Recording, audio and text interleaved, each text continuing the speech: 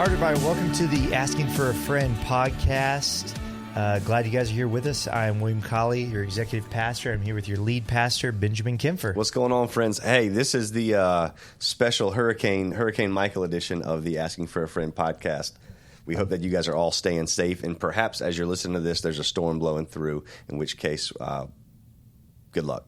Yeah, or you're on the road traveling somewhere and getting out of town. But we, as Tallahassee locals, will be here riding this thing out. So hopefully it'll be all right. But hey, thank you guys for submitting your questions. We really appreciate it. We got a lot of questions this week, and fortunately, we won't be able to get to all of them. But we're excited to hit on the ones that we got. Yeah, lots of great questions. Keep them rolling in, and we're going to try to continue to answer as many as we can. Yeah, definitely. All right, so let's jump right in. Question number one. I think this is a good one, but can you expand on some of the application of Sunday's sermon? Yeah, so if you weren't there on Sunday, or if you haven't listened to the podcast, I'd really recommend going back and looking at it. The essence of it is how men, Christian men, ought to look at, think about, and treat women. And there's a cultural lie that we've bought into that essentially is women are commodities and women are objects. And the commodity is something that you acquire, you use until you've taken all its value, or you find something more valuable, and then you kind of, give it back and get the new one, get the better one, get the more valuable. In how the kingdom of God and how Christians ought to view women is really the exact opposite. Yeah. In fact, this was kind of one of the hallmarks of the early church, that there was this honor, there was this value, there was this sacrifice for women. Jesus gave a blanket statement to a new commandment I give you, John 13, love one another. That was not gender specific, which would have been very different from them, because for them, in their culture, women were a commodity. I mean, we went into a lot of detail, but just the succinct version is women were very commoditized.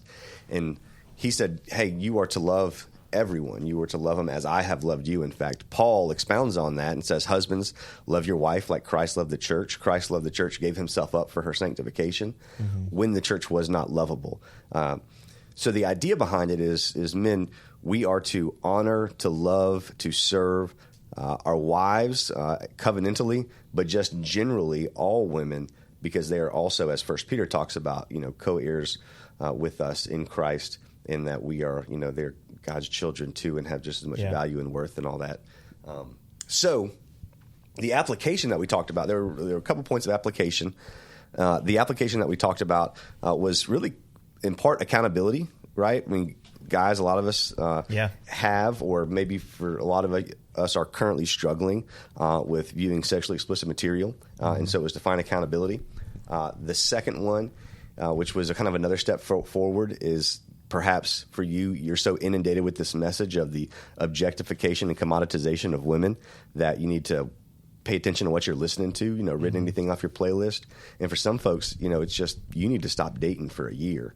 So that's kind of the recap. No, sorry. Remind me again, what was the question? So can you expand on maybe some of the application from the sermon on Sunday? Yeah, so beyond that, the application gets really nuanced, and even some of that application is nuanced. But let me tell you the principle behind thinking through how do I apply this to my life. The principle is be a student of yourself. Be a student of yourself. So everyone is different. What happens too often with guys is there's a broad stroke of, so this is the application when it comes to commoditization, objectification, purity, lust, things like that. But everybody's different. So by be a student of yourself, I mean, we all work in patterns, kind of how life works, how human nature is. For some of us, that means you have a pattern that every night before you go to bed, you view sexually explicit material.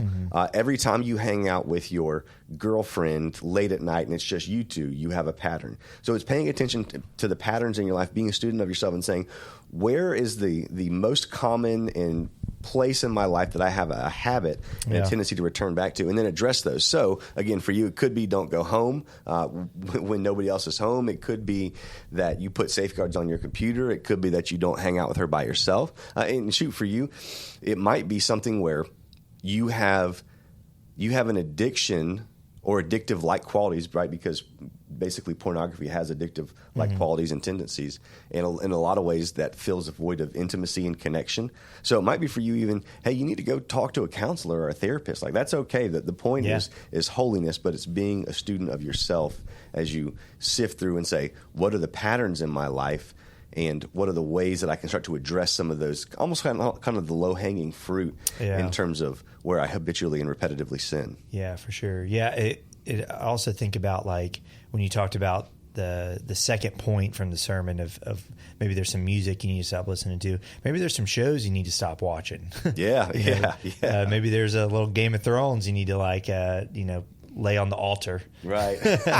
And lots of people just got convicted on that statement. I'm not a Game of Thrones watcher, so I can just, like, throw it under the bus. Yeah. I got you. And the other thing I would say too in this is, and this is honestly one of the biggest points of application or clarification that I would give to really kind of going after and seeking holiness and purity and non-objectification, is making sure that you are engaging in the battle. What I see all too often with guys is you fall, you make a mistake, you look at it again, you go too far again, whatever it is that you do it, and you feel defeated, you feel failure, you feel shame, you feel guilt. And so what ends up happening is we basically stop fighting, right? It becomes this, I'm never going to get over it, I'm never going to defeat it, I'm never going to beat it. And so we call it our struggle, but if we're all being honest, it's not really a struggle. It's just something we've capitulated to at this point, and it's repetitive. So I would say, fellas, don't give up. Stay in the fight. Engage in the battle. Falling, making a mistake isn't failure. It only is failure unless if it stays that way. At which point it becomes a real problem. Yeah, don't let losing the fight have Satan win the war. Yeah, sure. Exactly. All right, so moving on to question number 2. How do I be open about my past relationships / sexual sin with the person I'm now dating? So I think this is a really good question, and probably a question, especially from Sunday, a lot of people, they feel challenged. Hey, I'm in this relationship, I have this past. How is somebody able to be open about their past that, is obviously a little bit of an awkward situation with the person they're dating now? Right. Yeah, that is a really good question. So here's the caveat to this. There is no, like, this is exactly how and when and what you say in this conversation. So I'm going to give you some general guidelines and parameters that I did go to Ricardo's last night, and there was a ton of, like, DC couples there. I'm just kidding. I would say, and it's all basically there's a level that you are trying to figure out what's the appropriate. What's the appropriate? And by appropriate, I mean, one, the appropriate time. And by time, I mean timing in the relationship. So this is not something that you want to go full into on your third date or anything like that. Now, you can allude to stuff if you need to put up safeguards and parameters to say, hey, I've got a past and I'm not, I don't walk into this relationship with the most pure past. And so for me to be smart and to be wise, we just can't, go to your house, go to my house, hang out one-on-one. I think it's important for sure. Whatever it is, you can kind of preface it without going into a lot of detail. But when you actually go to have a conversation to disclose real information about your past, I think that needs to be far enough along into the relationship to where there is a real sense of seriousness and pursuit and taking this to the next level, but not waiting too long, because at some point it can feel to the other person like you have been withholding this information, almost like you lied to them by omission, So I would say the appropriate time. The second one, and this is really important, the appropriate information. What I've seen, and the mistake I've seen made, is you care about this person and you really want to be truthful with them. You really want to be honest with them. And in doing that, you over-disclose details to the point where you feel better, but it's actually unhealthy for this other person. You feel the sense of transparency and you feel a weight off your shoulders. But now the other person has such this, don't get me wrong, like you want to have clarity in it. But you disclose so much information, so many details. This other person now is comparing themselves to the other person, and the people that you've been with. Yeah, that's a good point. And it just can get really wonky. And so the general idea behind that is you want to be clear about your past. You want to be clear about what you've done and your patterns and all that. But you don't want to be so detailed and descriptive that it really becomes detrimental to the relationship. Yeah. And the last one, it's actually interesting, and I think that this one is really easily overlooked, but it's the appropriate setting. And here's what I mean by that. Obviously, you're not going to have this in that Chick-fil-A next to, your two best friends. So, one-on-one setting would make sense. But actually what I've seen happen in the past is as couples have disclosed this is a very intimate conversation. Yeah. It's an intimate conversation regarding sexual content. And anytime that happens, it develops a connection. So I've seen couples who have had this conversation, I've heard of, and talked afterwards to couples who have had conversations like these. And after the conversation, there was just such a sense of connection and intimacy that they went too far physically afterwards. So I would say if you're having this conversation, also probably not the right setting. Probably a bad setting would be if you're a guy at your girlfriend's house at midnight with just you and her in her room, and all roommates are asleep. Like, right, you're setting yourself up for failure. So you want to do it in a way that there is isolation, that there is intimacy, but not that it allows itself after that, which is the inevitable. You have that deep of a conversation. There is deep, deep connection. Yeah, for sure. And it's remembering like the reason for sharing all these things is to say, hey, like I want to be open and honest about my past, but I also want to be careful about my future as well. I care enough about you, and so setting yourself up to like not fall in those ways, I think is critical. Right. This isn't something that you disclose to make yourself feel better. It's what is best for this other person. Exactly. Keeping the other person in mind. All right. So going on to the next question, when it comes to guys trying not to lust after women, how much responsibility lies on the guy and how much responsibility lies on the girl? So this is a great question. I actually really like this question. Yeah, that's good. And let me tell you why. And some of you are going to hear this and totally disagree with me, and that's fine. I think I'm right, or else I wouldn't say it. I think 100% of it lies on the guy, and here's why. No one else is responsible for my holiness but me. Yep. Like, I am the primary. I'm not only the primary. I'm the only person responsible for my holiness. Nobody else is going to have to stand before God and give an account for how I looked at them because of how they dressed. Like that just God's not going to say, "Oh man, you're right."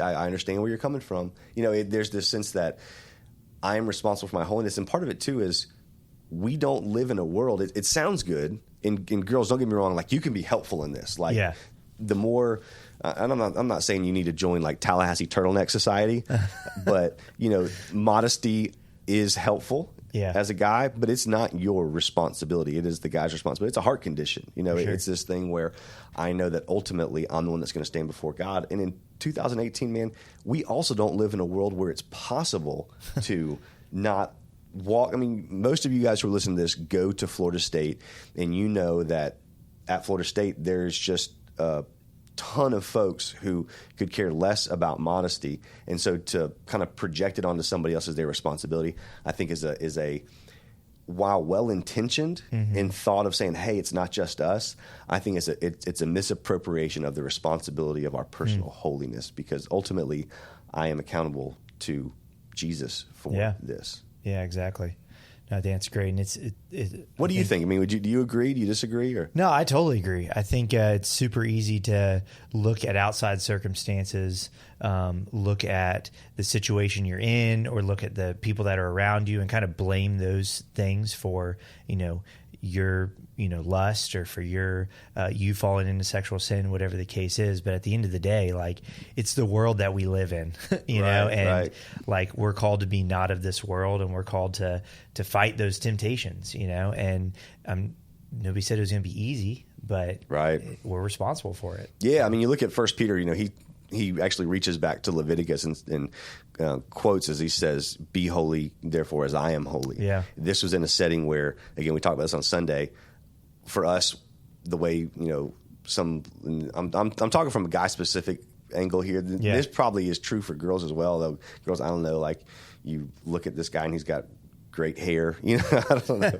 Quads. But yeah, his quads. Man, what wonderful forearms. But he said this into a culture where legit sex with a slave, sex with a prostitute, or sex with a concubine was not adultery. Like, they lived in a day and an age where the level that you could be sexually immoral and still have it be culturally okay was totally unprecedented to what we have and see now. And so in that culture, he says, nonetheless be holy as I am holy. And I think that same thing is true for us. Yeah, no, 100%. So step it up, fellas. Step it up. All right, so last question. I think this is a good one and a tricky one. But so how do you tell real feelings from lust? This is a really good question. And I actually had to think about this for a little while. Well, I had to think about all of them for a little while, but especially this one because there's such a fine line, it feels like, between these. So let me, before I say this is the difference, let me define those a little bit and talk about what's natural. Oftentimes in the Christian world, we're taught any level of attractiveness to another person is lustful, which I don't think is true. But I think it can easily become lustful, especially, again, I'm going to talk specific to the guys on this, but especially with guys, it can be a very fine line. So oftentimes we can feel like sexual desire in and of itself isn't good. But I think that, right, you look at Genesis and God made that in the beginning. The first commandment, one of the first commandments he gives is, be fruitful and multiply. And there's only one way to be fruitful and multiply. And it has its proper place, but I think it was made to be governed or regulated by two primary ideas. One is honor towards the other person, and the second one is holiness towards God. And so I think where a sense of, right, you can say, man, that person is a very attractive person. Where that becomes lustful is, am I saying this? Am I viewing them in a way that really is dishonoring to them? And also, I have this deep sense of conviction that I'm doing this out of a unrighteous desire, this sense of it's not honoring to this person. At the same time, I'm really not living and looking and thinking holiness as I'm interacting or viewing this person. And I think that's true with both guys and girls, right? Because attraction works both ways. Yeah. And I think there is a strong level where we were made and created to be attracted to people. The attraction is just kind of the law of the land, and I think that's fantastic in marriage, right? Like, hopefully, husbands, you're attracted to your wives, and wives are attracted to your husbands, and there's this level of connection there. But am I dishonoring? Am I objectifying? Am I just thinking of this person in a sexual context? And am I doing it in a way that really, if I'm being honest with myself, I'm really not doing this out of a holy, posture. It's from a sense of, selfishness and sinfulness. Yeah, no, for sure. And I think it's probably a steep slope there, where like you have that desire, but it can quickly turn into lust. Yeah. And so you have to really be careful there and be mindful there in those situations. So, as a kind of a definition, because part of this, right, desire everybody gets, it's this feeling of like kind of magnetic drawn to somebody. I think the important thing in this is kind of understanding more of a technical definition of lust. Yeah. And this is kind of from a compilation of verses, but the best I've heard is actually from John Piper's resource, Desiring God. And he says, lust is a sexual desire that dishonors its object and disregards God. And so I think as I look through that lens and say, this person that I'm looking at, this person that I'm thinking about, am I dishonoring this person in the way I'm thinking, and am I disregarding God in the same way? Yeah. No, that's really good. All right. Well, that concludes episode 3 of Asking for a Friend. Awesome. Knocked out 4 quick ones, man. I know, That's man. fantastic. I like it. So you guys keep the questions coming. You can send them in via Instagram at DCC Tally, or you can email questions at dcctally.com. We're going to keep this thing going. I think you got one more week of the series, right? Yeah, I'm excited about it. Yeah, it'll be good. Any sneak peek for this coming up Sunday? No, man, not yet. Not yet. I'm not trying to tip my hand too quickly. I got you. Awesome. Well, thank you guys for the questions. Hopefully you guys are enjoying the podcast. As always, we'd love for you guys to share it, kind of help get the word out. We appreciate everybody that does that. And you can also rate us on iTunes. I don't know if Spotify does a rating. I know a lot of people listen on Spotify. I have absolutely no clue. Yeah. But wherever you can, help get the word out, and we appreciate it. So love you guys. Have a great week. Yeah, hey, we love you guys. Y'all stay safe in this storm.